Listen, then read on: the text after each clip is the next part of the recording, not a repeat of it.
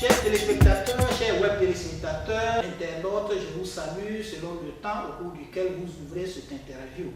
Je suis Roger Donald Kelk de l'Association pour le film et la culture des Africains de la diaspora. Aujourd'hui, 15 octobre 2014, je suis à Milan où je rencontre une valeur africaine. Il est inventeur et son nom est gravé dans le registre des inventeurs internationaux depuis 1990 à Genève, en Suisse. C'est le docteur Roger Toudier, 55 ans, marié et résident à Milan. Bonjour monsieur le directeur, vous êtes docteur Roger Toudier, vous êtes le vice-président du conseil d'administration de l'Union des universités populaires des nations et responsable aux relations extérieures de l'Université populaire des études de Milan. Je vous remercie de m'avoir reçu dans vos échos. Son éminence, docteur, président, monsieur, à quel titre répondez-vous exactement habituellement? Je vous remercie. Et je crois que pour répondre à votre question, vous avez déjà prononcé le mot docteur, mais il faut être humble. Je suis extrêmement appelé monsieur, souvent professeur. Voilà, donc le titre, je laisse les autres choisir. Docteur Toudier, c'est rare de voir un noir à la tête d'une institution aussi grande comme l'Université populaire de Milan. Quel parcours vous apportez à ces postes? D'abord, je voulais vous jeter encore mes remerciements.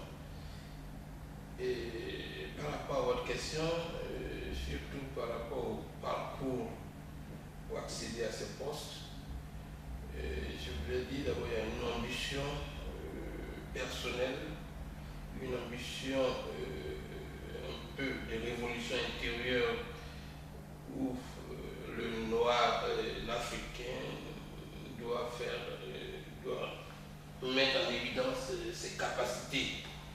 Et donc, en entreprenant cette démarche, j'essaie de mettre en place, j'essaie de mettre en lumière mes capacités d'atteindre un objectif. Et donc, dans l'enseignement, j'ai commencé d'abord par approcher les étudiants, donner des cours, et puis l'initiative est partie par le fait que nous avons constaté qu'il y a un vide à partir de l'Afrique, surtout dans l'enseignement télématique, l'enseignement à distance et l'enseignement digital. Et donc ce vide, nous voulons le combler, et c'est pour cela que nous avons créé l'Université populaire, l'Union des universités populaires et des nations, et en partenariat avec l'Université populaire des études de Milan. Et c'est ainsi, en Afrique, nous sommes au Burkina, nous donnons déjà des cours depuis 2 ans, nous avons des étudiants qui prennent des cours, nous avons des professeurs, nous avons une administration. Mais une brève présentation de l'Université populaire des études de Milan aiderait les téléspectateurs à mieux la connaître. Est-ce possible?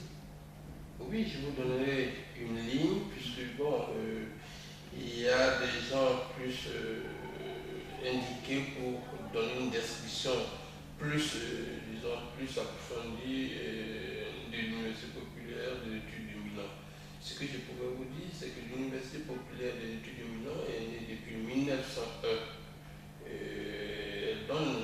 Elle a pour objectif de donner la possibilité à tous de pouvoir, disons, acquérir un savoir et d'avoir un diplôme. Donc maintenant, l'Université populaire des études de Milan donne un accès par l'enseignement télématique et actuellement au niveau de toute l'Italie et de tout le monde entier. Voilà. Et juste à quel âge et à quel niveau quelqu'un peut s'inscrire alors à l'Université populaire de Milan? Comme toutes les universités, il faut avoir le bac, l'équivalent. L'Université populaire des études de Milan fait des masters, des doctorats, des bachelors, des licences, voilà, des maîtrises, tout ce qu'il faut. les maîtrises et puis les doctorats. À l'âge il faut avoir un niveau de bac. Voilà. Vous avez un projet de formation des dirigeants et d'entreprises. Pouvez-vous expliquer le fonctionnement de ce projet et quand débutera-t-il? En effet, nous avons un projet de formation en ligne. Et d'abord, pourquoi est né ce projet? Nous avons constaté, il vise, disons, la diaspora tout entière. Et on a constaté que la plupart du temps, l'homme de la diaspora, lorsqu'il a travaillé, il a de l'argent, il retourne ce soir, il n'arrive pas à créer d'abord une entreprise, il n'arrive pas à la gérer, s'il a eu l'idée de la créer, après 2-3 mois, l'entreprise tourne. Alors l'initiative est de donner une base de formation à toutes ces personnes qui peuvent au moins savoir une idée et savoir créer une entreprise et pouvoir la gérer. Et c'est pas l'idée. Donc cette formation que vous allez dispenser de formation des dirigeants d'entreprise, combien de temps durera-t-elle? Bon, on a prévu faire des monnaies semestrielles. Voilà. Et donc chaque 6 mois, on forme un groupe de personnes, chaque 6 mois. On vous laisse là parce que pour ne pas trop faire un diplôme universitaire un peu long, pour donner une facilité rapide aux gens d'avoir un diplôme et qui se mettent sur le marché des créations de gestion d'entreprise. Donc chaque 6 mois, on organise les cours, on relance les cours. En parlant des programmes, vous parlez aussi de la diaspora. Je voudrais savoir clairement si ceux qui vont s'inscrire au niveau de l'université sont ceux-là qui sont seulement sur le territoire italien ou en dehors de l'Italie, à l'étranger aussi, des étudiants peuvent s'inscrire à vos programmes et les suivre. Et comment, si cela est possible, comment cela va se passer? Bon, enfin, d'abord, il faut faire un peu la part des choses. Il y a l'université, l'Union des universités populaires des nations, qui donne des cours, disons, télématiques. Nous avons ouvert, disons, 2 facultés au Burkina, la faculté de business et la faculté de communication.